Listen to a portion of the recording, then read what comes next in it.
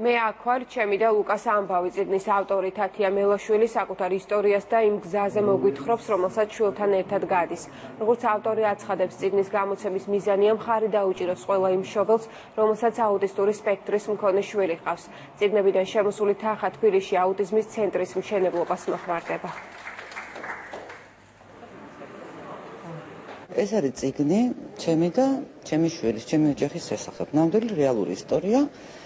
სადაც ცხოვრობთ მე, ჩემი შვილი, ჩემი მეუღლე და აუტიზმი. ვიცი შესაძლებლობა საზოგადოებას, რომ ჩაეხედათ ერთ ჩვეულებრივ ოჯახში, იქ სადაც აუტიზმია, როგორია ყოველდღიური ყოფა, ცხოვრება, რამდენად შეიცვალა საზოგადოება, რაც თავარია რატომ ვაშენებთ აუტიზმის ეროვნულ ცენტრს ბერად ქალაქს. ეს წიგნი გამოადგება ყველა იმ ადამიანს, ვინც